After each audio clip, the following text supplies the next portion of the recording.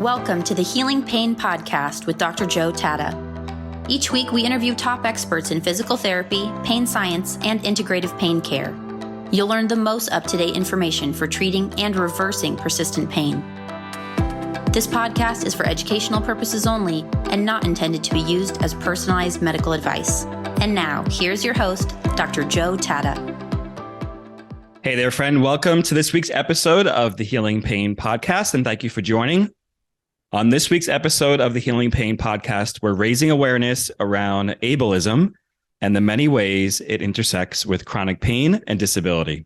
My guest this week is Dr. Michelle Nario-Redmond. Michelle is a psychology and biomedical humanities professor specializing in stereotyping, prejudice, and disability studies. She holds a PhD in social psychology, and her research focuses on group identification, wellness, political advocacy, and social change. In 2019, she published a book called Ableism, The Causes and Consequences of Disability Prejudice, and is the 2021 recipient of the Society for Teaching of Psychology's Promoting Diversity, Equity, and Inclusion Award. Dr. Nario-Redmond is passionate about reducing disparities in health, increasing access, and university-designed solutions for organizations. On today's episode, we explore the many manifestations of ableism as well as disability prejudice, and how ableism is painful to disabled people and to a greater society. If you're interested in a resource on the topic of ableism, make sure to check out Dr. Nario-Redmond's book called Ableism, The Causes and Consequences of Disability Prejudice. You can find that by going to the website ableismbook.com. Okay, without further ado, let's begin and let's learn all about ableism. Hi there, Michelle. Welcome to the Healing Pain Podcast. It's great to have you here. It's great to be here, Joe. Thanks for inviting me. Yep, this is officially our first episode on ableism, which I'm excited to talk about. It's funny, I had this kind of brief conversation with some colleagues at a health conference a couple of weeks ago, and their response to this topic was, doesn't the American with Disabilities Act cover most of this? And I was like, no. There's a great book that you have to read, which is Michelle's book. And I'll point all of you to it. So the book is called Ableism, The Causes and Consequences of Disability Prejudice. And it's a really fantastic, really deep read, very evidence-based on the topic. So whether you're an educator, a clinician, someone who's living with a chronic health condition and interested in this topic, this is kind of like my main resource, which is why I wanted to have you on. So thank you for that resource and that work. And, the word ableism, I think, is foreign to some people. So I think a good place to start is if you can just define really what ableism is and what it means. Sure, I'd be happy to. So ableism, in a nutshell, is disability prejudice, which takes many forms. And as a social psychologist, we tend to focus on interpersonal forms of prejudice, which relate to the ABCs, the affect or attitudes that we have toward people that we may perceive as having disabilities or experiencing disability. The Bs, the behavior that we enact, whether it's avoidance or imposed help, that we do when we confront people who experience disability or who we learn experience disability. And then the C stands for cognitions, or beliefs and stereotypes and ideologies that we have that really inform some of the assumptions that we make. So there have been many different definitions out there, and the book certainly addresses institutional discrimination, but prejudice includes sort of that behavioral discrimination, policy-based practices that we enact that may be well-intended, but nevertheless treat people in this particular group differentially. One of the things that really stuck out for me as I'm reading your book, and you mentioned this obviously throughout the book, is that ableism and this disability prejudice that you just defined cuts across all humans, like no matter what human group, whether they're affluent and top of the food chain, so to speak, or completely marginalized, like this cuts across all of them. Although obviously there are groups where this is more prevalent in. That's true. It's also relatively novel in the field to think about disability prejudice writ large, because we tended in the past to focus on, what are the stereotypes of the blind and what particular stigmas do people with mental health conditions face, or people with chronic illness and pain. And then it became clear, because we started to listen, scholars started to listen to people inside the disability experience, that there was a much more globalized reaction toward the entire group, such that people will try to drag someone across the street if blind, assuming they have a physical impairment, or will yell at someone in a wheelchair, assuming they also have hearing-related impairments. And so that's sort of how I got started, is recognizing this cross-impairment, cross-sectional, population-wide group membership. This is the largest minority group, really, that we are describing, those of us that study prejudice and discrimination. And as you said, it does cut across. It's interesting that because it is a group that anyone can join, I think that makes it quite unique in terms of the types of fears and misperceptions that people have about the experience. And so, unlike some other racial, ethnic, sexual minority groups, even, this is not something that people just readily opt into. Or can't. It's not foreclosed to them. In fact, most of us, if we don't already, will experience disability at some point in a lifetime. That comment right there really hit me quite hard as I read that in your book. So obviously, as you mentioned, this is the biggest minority group and growing, depending on what literature you read, and that in some way you may be part of this minority group somewhere in your life course, which I think people think if they come into the world, quote unquote, as a normal, non-impaired, able-bodied person, that's the way life is, and that nothing could potentially happen to me. Like, I'm not going to be part of that group, so to speak. So I think I'm reading that something like we'll spend at least 11 years of our life, if we live as long as projections currently have us at 75 or so, and many people weave in and out of disability and varying abilities. So it's a very fluid, hard to pin down concept. Yeah. You've already talked about this a little bit here at the top of the episode here, but where does ableism kind of manifest, or where and how, I guess, does ableism manifest itself in our society? Oh man, it's so pervasive. I can just share maybe just some quick examples of maybe some of the more benevolent or paternalistic forms of prejudice that disabled people encounter, and some of the more hostile forms. But some people are more familiar with pity and just experiences that assume others to be less capable or in need of help.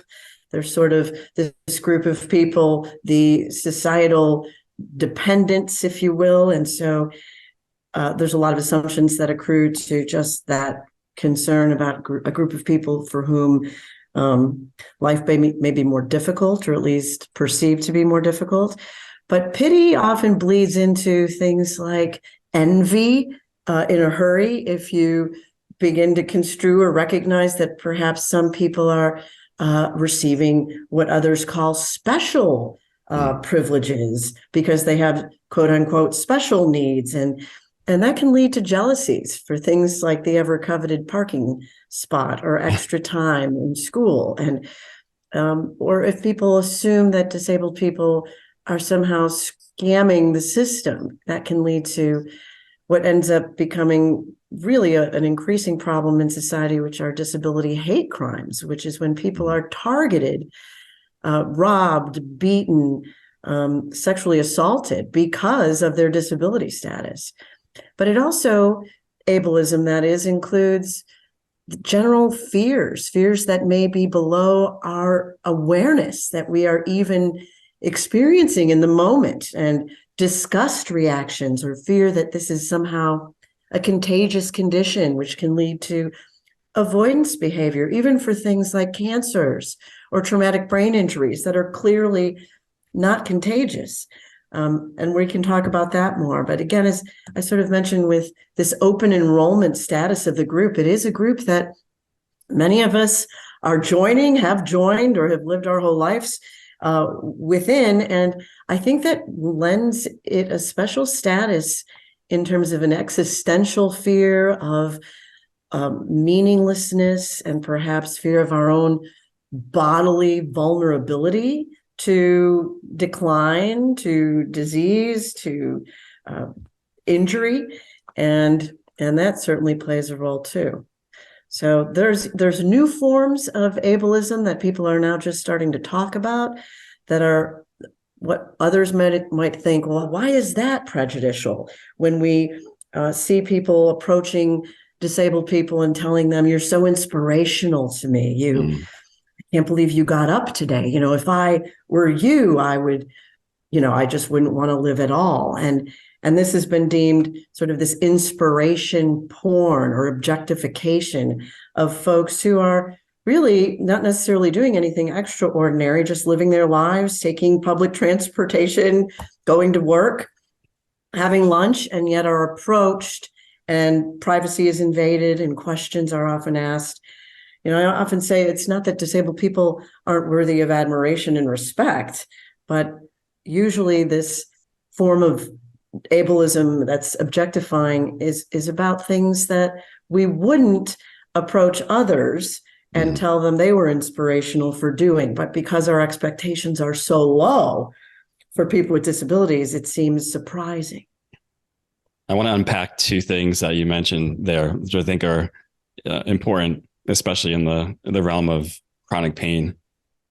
So as a physical therapist, that contagion idea really rings true to me, because working in a general sports and orthopedic practice, I might come across people who have an ankle sprain, what we might consider a very mild injury. I might come across someone who has an amputation, or someone with, let's say, chronic low back pain, and treating them all at the same time in a kind of wide open gym area, which is very common, like in a physical rehabilitation setting. And I've seen other patients actually display what I would consider very uncomfortable behaviors, like riding an exercise bike next to someone who has a disability or who they know has, let's say, fibromyalgia, with this idea that, does this person have something? Am I going to catch this, if you will, from them? So it's really interesting to watch those human behaviors play out kind of in real time, when, as a professional, I'm used to interacting with different people, through on a daily basis, so to speak. And even living in New York City, I see this happen on the streets of New York City all the time. And I'm always wondering what's going through someone's mind that they think that they could, catch chronic pain or catch depression or catch fibromyalgia. Sure, I'd love to talk about that a little. I wonder too if this is exacerbated since the pandemic and everyone is wearing masks and washing hands and highly aware of actual contagion. But what the scholarship seems to show is that we may not even be fully aware that we are exhibiting these behaviors, much less conscious of the fact that these may be contagion-related fears. And so the scholarship seems to suggest that there may be an evolved disease avoidance mechanism that for some people becomes overgeneralized, hypersensitive. In other words,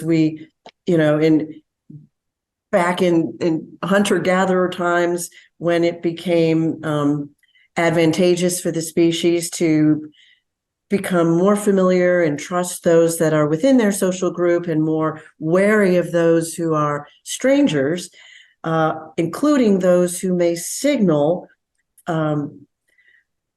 being immoral people or having ulterior motives, but also people who may demonstrate characteristics that are assumed to be deadly or contagious, even though we didn't have germ theory back in the day.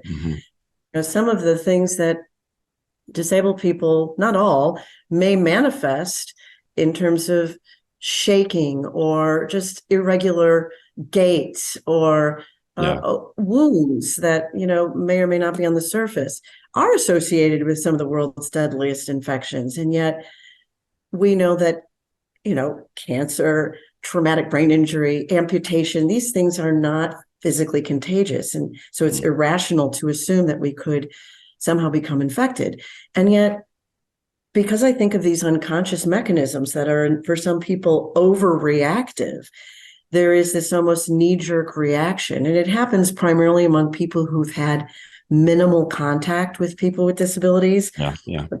Not so much with those who are more familiar and have more complicated understandings. But yeah, I mean, there are studies that show that people won't wear the same sweater if they think it was worn by someone with a traumatic brain injury before. They won't swim in the same pool with someone who's been labeled with a mental illness. They won't even shake hands with someone who, is deemed to have some kind of physical disability. And so it is really, those are somewhat intractable kinds of fears that may be less amenable to some of the interventions that seem to work to help mitigate these biases. But we clearly learn these things too. And so it's hard to tease apart the extent to which people are born experiencing sort of these fears, because usually you have to grow up seeing a parent jerk you away from someone that you're about to approach because they're using a cool piece of equipment or they have an unusual appearance, and kids are curious, but then they learn quickly, oh, this is something to be feared based on my parents' reactions. Yeah. The evolutionary perspective, because that's in your book, is fascinating, that on some level our brain or nervous system may have become acutely aware of, let's say, someone with an antalgic gait or a painful walking pattern might mean that they have an illness that I could catch, like the bubonic plague or something like that.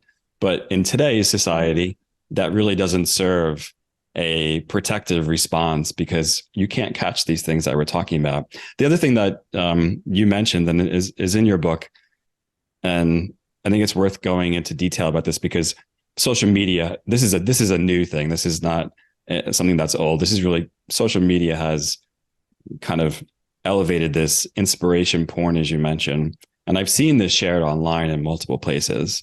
And I always wonder when I see these things. So I think we should probably describe what inspiration porn is first. Can you do that for our listeners? Sure. So this is really a somewhat controversial topic because when you share at least some of these ideas with students who aren't familiar, they're trying to differentiate between why this is a bad thing, that humans are inspired by certain people who exceed their expectations. And so I really find it fascinating that inspiration isn't what's the problem. We are inspired, especially by people that we know who've accomplished something or who've managed a chronic health condition in a way that makes us feel like, okay, I can do this too.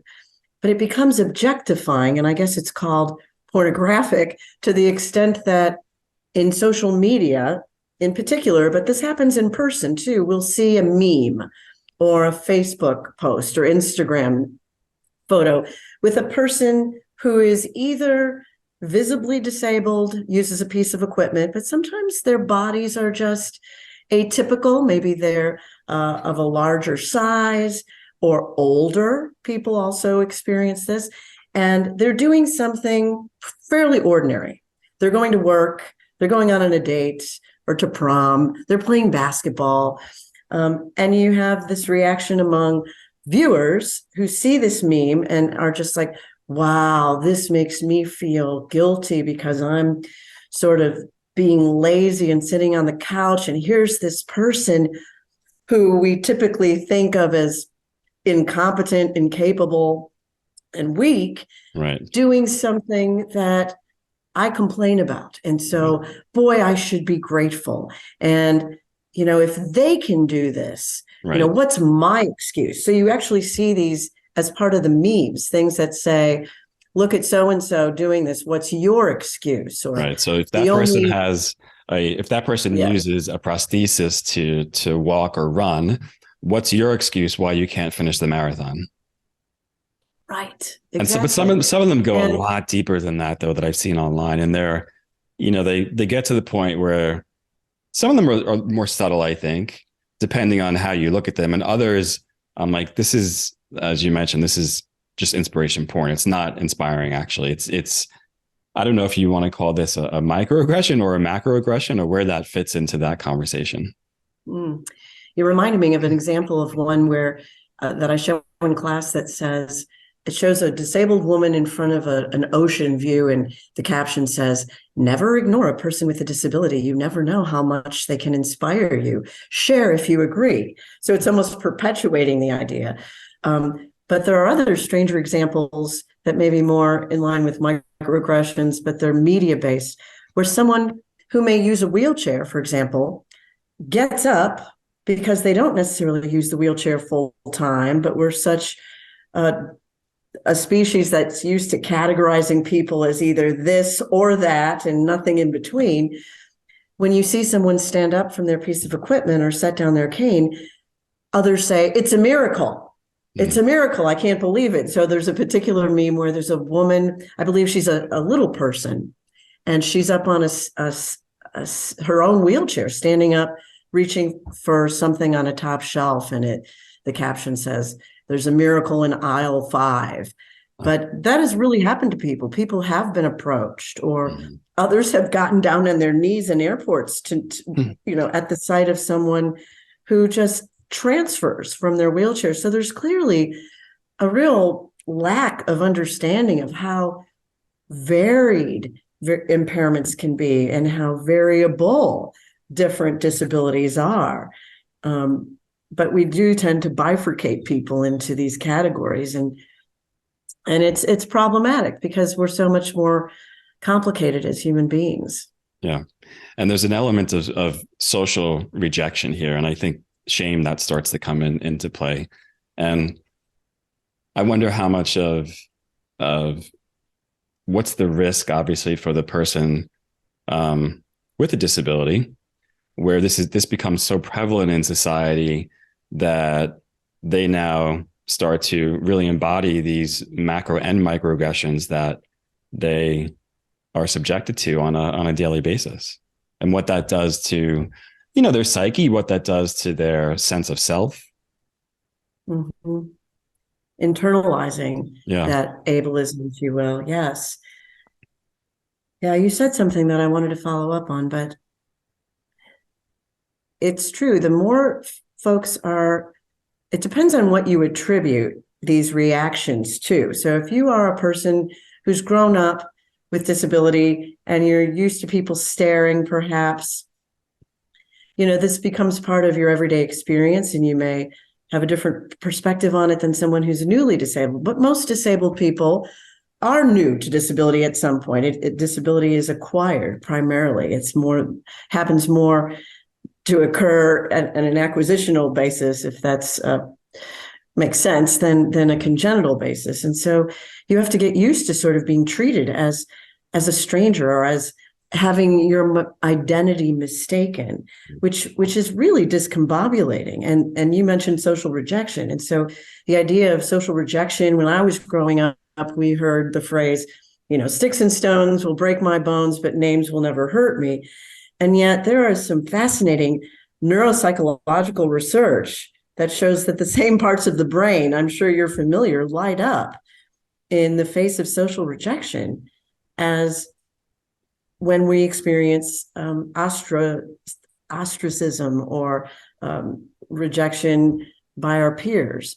And being othered. And yet when we're connected to peers, the perception of pain can actually decrease. So there's a real lesson in connecting with other people within your communities, including the disability community, because there's so much wisdom and creativity to be gleaned by those who can share disabled ways of being, who can provide that social support that can actually mitigate perceptions of pain through those stimulating of social connections and how we're wired up. Yeah, I mean, that whole part really just talks to our community here. We understand how language can impact one's feeling and perception of pain, but you just took it to a whole nother, deeper level and societal level, which I think is important because, we're kind of aware of the psychobiology behind things, but you're bringing in the sociology piece, which we're really talking about, in some way, we're talking about a social justice movement, right? Which a lot of this should be wrapped up in, and we should be aware of this social justice movement and how it helps and serves people with disabilities and people who are subjected to ableist views and behaviors on a daily basis. The idea of the lived experience is something that we talk about here. We're talking about that a little bit more on the last couple episodes. Is there a little bit of arrogance almost with the idea of, well, I can understand what if we do enough research, I can understand what someone's lived experience is of being disabled? That's a great question. And I think it may not even be based in arrogance. I think it's based in a need to understand the unfamiliar and we're curious. Human beings are social creatures. We're curious. We want to know, what is that like? That device looks kind of interesting.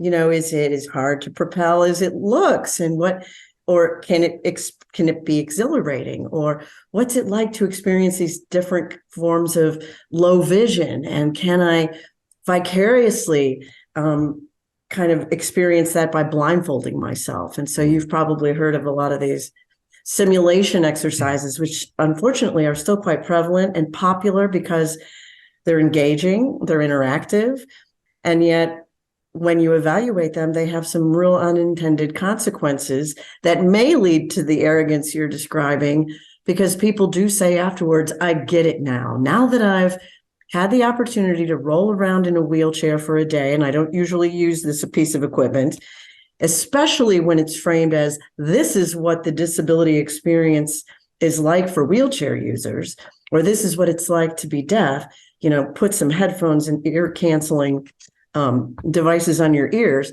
People walk away and think, oh, okay, I get it. And boy, that is scary. That is creepy. I don't like it.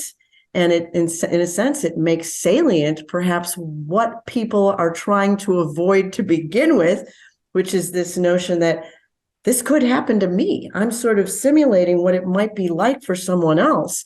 And instead of cultivating empathy for their welfare and their needs, and recognizing that perhaps the vast majority of issues and concerns that disabled people confront are environmentally produced, are related to inaccessible buildings and policies that fail to hire people, or require them to get divorced so that they can keep their Medicaid.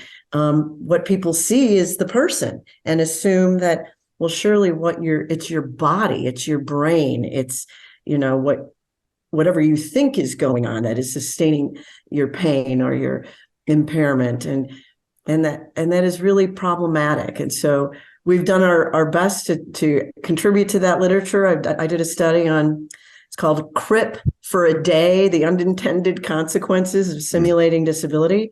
And when I share that with organizations, in particular with higher ed groups that still want to use simulations, for example, to train up their future medical students. I was recently at a place where it was for psychiatric students that are going to deal with folks with mental health conditions. And they're still doing simulations like auditory hallucinations, so that people can supposedly get this experience and with the goal of better understanding, or maybe being more empathetic toward patients. But it really does instill a sense of fear, a sense of becoming more vulnerable oneself. And when you ask people after they simulate any number of impairments, whether sensory, physical, or psychiatric, people are less likely to want to work toward access solutions. And so that was really surprising to us, that if we're really trying to improve attitudes and bring people closer together and turn people into allies for the disability community, this is not the way to go. That's interesting that they almost become more aversive to it, so to speak. More avoidant and more it seems like people become more avoidant. Yeah. It almost backfires in some way. They do. And it's complicated because I think sometimes these simulations can, depending on how they're framed, help architects figure out, oh, where should we put the mirror in the ladies' room? Should it be tilted so that short people can see themselves? Where is the sink relative to the door? And yet they're not saying this is what physical disability is like for wheelchair users. They're saying this is what it's like to use this piece of equipment. I know my daughter let her friends use her wheelchair in the context of sort of rolling down a hill, and they had a real positive experience, but it was under the framing of this is what it's like to play wheelchair basketball or to use this piece of equipment. So I think there are programs still that are trying to help people going into physical therapy and occupational therapy learn how to feed, for example, other folks who may need assistance with feeding. And so I know of an organization that has their volunteers or their future occupational therapists receiving food via a spoon just to see what that pacing is like. But no one is sort of saying, this is what it's like to experience a disability of this nature. They're sort of framing it in a more complex way.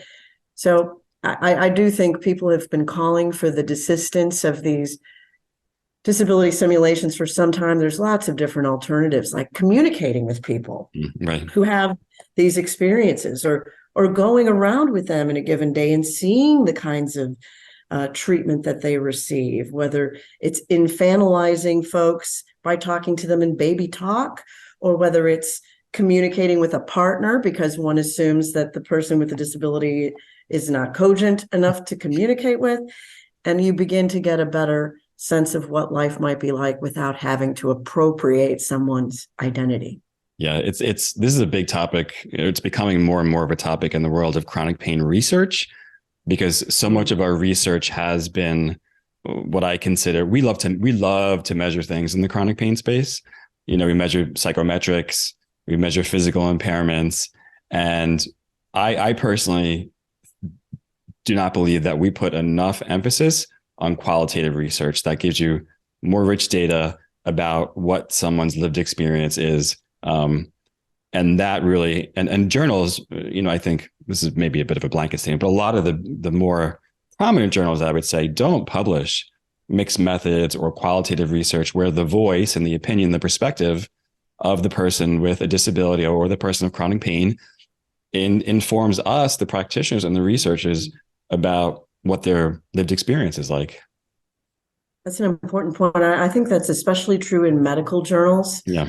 I know that was one of our goals in writing this book. I had several students with disabilities who contributed, and I just want to mention that each chapter is full of interviews, short quotes, and anecdotes from people within these experiences, because this is what it's about, sort of highlighting what people go through and how we can then map that experience onto what the science says. So social science and disability studies is doing a better job at capturing some of those narrative accounts. But I hear what you're saying. Medical journals are still catching up. Yeah. I want to bring some of the more positive and interesting aspects of this to light.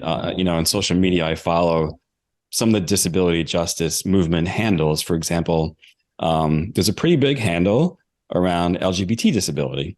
So people who identify as queer, but also have a disability.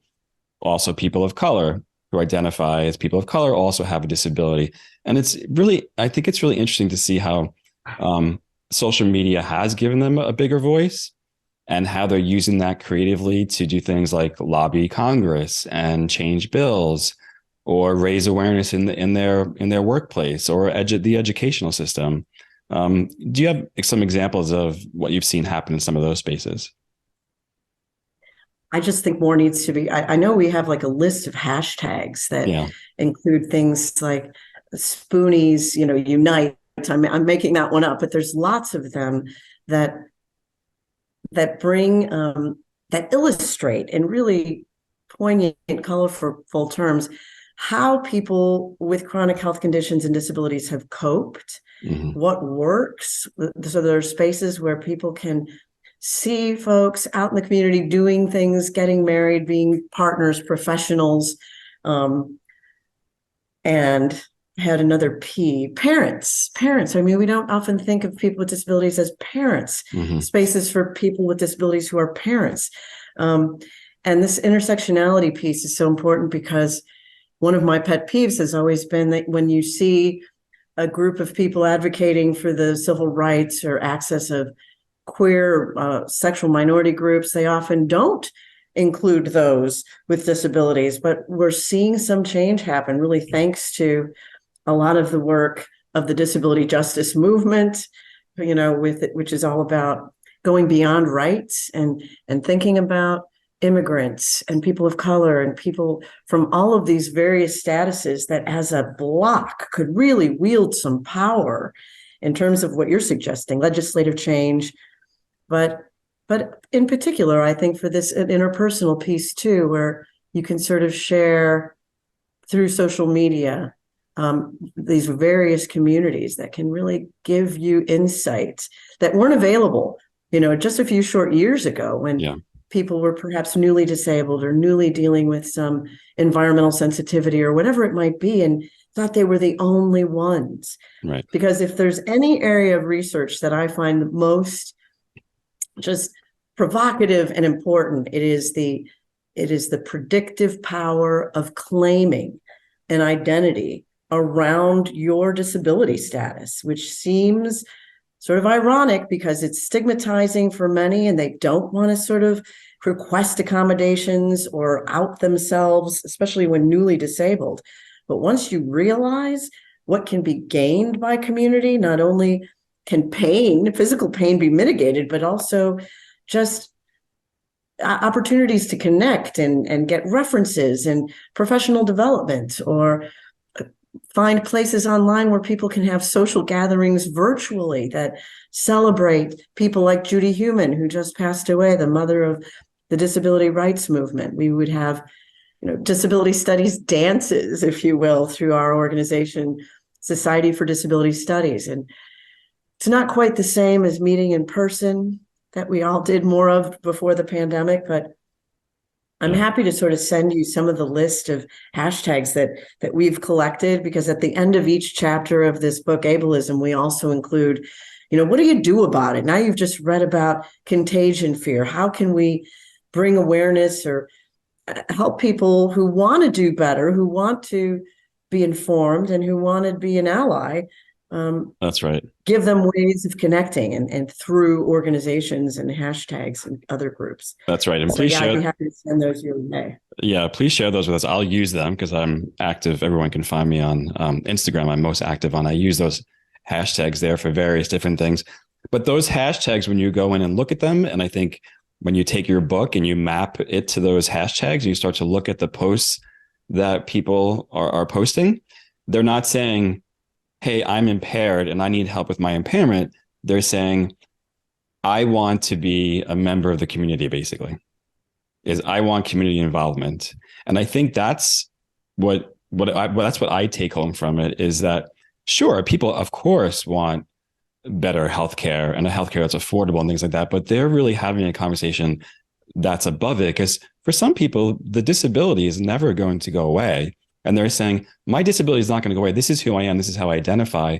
And I can still be part of the community. I can still be part of the conversation. I can still be productive in some way, whatever that way may be, as a member of society. And it's a different conversation. Yes.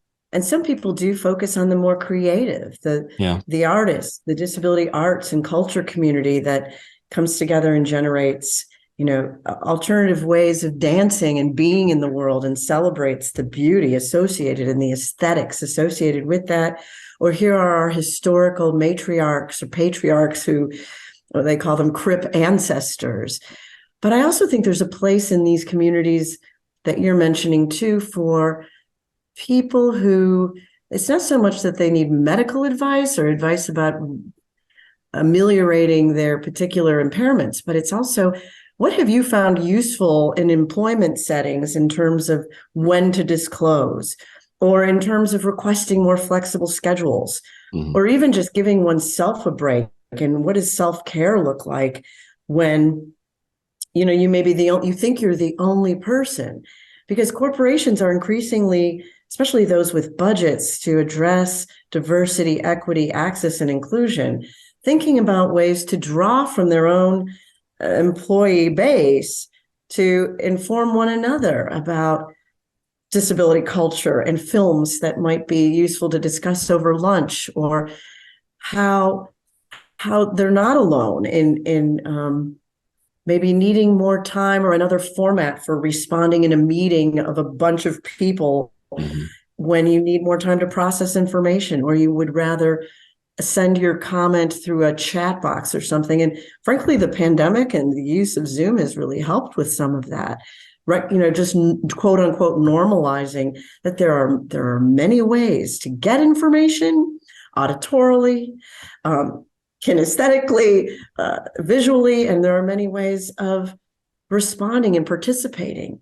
And we are trying very much to incorporate some of those ways in the classroom, because we're seeing that participation post-pandemic among students that have been isolated in their homes, or who are dealing with long COVID, which many describe as the next big disabling event. Like some 30% of people I read somewhere may end up with long COVID and may need to work part-time or escape the workforce altogether, or do more volunteer-related contributions because they just can't compete at that traditional level. But the more we know that there are other ways of contributing, which many disabled people have been touting for years. Yeah. We will better normalize these alternative formats, how to ask for them, to the extent that maybe not just disabled people will qualify. In other words, in the past, you've had to have a diagnosis and documentation to qualify for certain accommodations at work and school.